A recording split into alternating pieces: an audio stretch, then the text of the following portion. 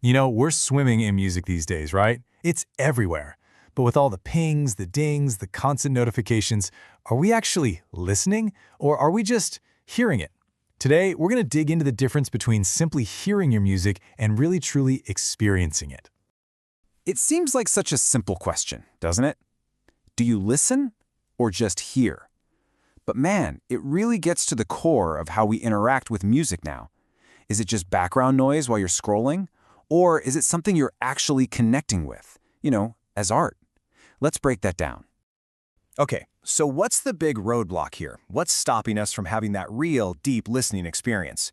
Well, for most of us, it's probably the thing that's in your pocket or your hand right now. Yeah, I'm talking about your smartphone. They're amazing, don't get me wrong, total miracles of convenience. But when it comes to high-quality audio, let's just say they're built on compromise.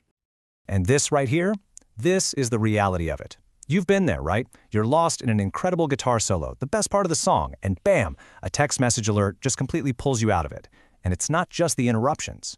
Think about those amazing, super detailed high-res audio files. You know, the ones that have all the good stuff from the original recording? Well, they're huge, and your phone just doesn't have the space. So what you end up with is, well, it's compressed, kind of lifeless music. It's like a shadow of what the artist really wanted you to hear. So you can really see the two different worlds here.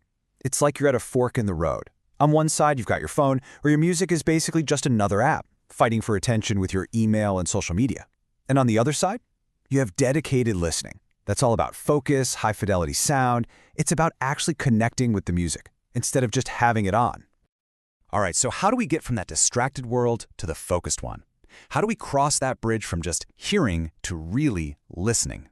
Well, that's exactly where something like a dedicated music player comes into the picture. And today we're diving into this one, the FiiO JM21. This thing was built from the ground up for one reason and one reason only, to play your music exactly as it was meant to be heard. So let's pop the hood on this thing. What's actually making the magic happen inside the JM21? It's really a mix of some seriously cool tech and just a pure love for great sound. Let's get into the nitty-gritty of what makes it tick. It all boils down to three core things working together perfectly. First up, you've got to have a modern OS that isn't clunky or limited. Second, you need a processor that's powerful enough to keep everything zipping along without any lag. And third, and this is the big one, you need an audio engine that is obsessed with purity. And here's that first pillar we were talking about. The JM21 runs on Android 13. So what does that actually mean for you?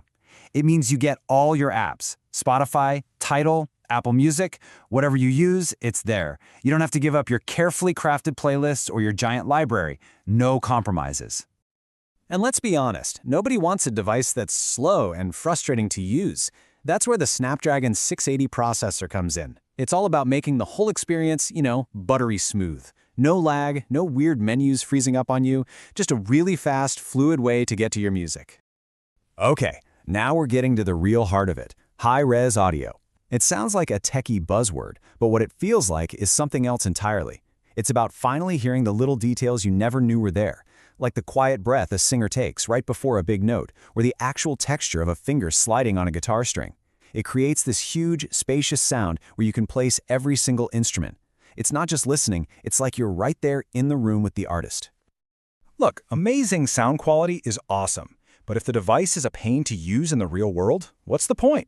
So let's flip the coin and look at the practical stuff, the power and connectivity that make this thing something you'd actually want to carry around every day.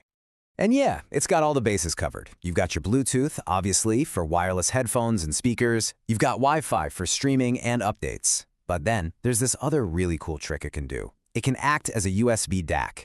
Basically, you plug it into your computer and it becomes a high-end external sound card. It's a massive, instant audio upgrade for your laptop. 12.5 hours. Just think about that for a second.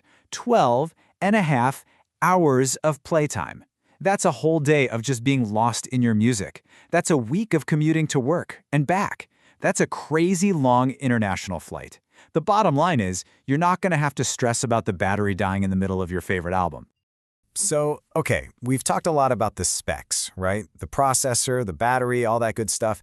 But honestly, that's not the real story here. The real story is about what this all adds up to. It's about fundamentally changing how you relate to your music.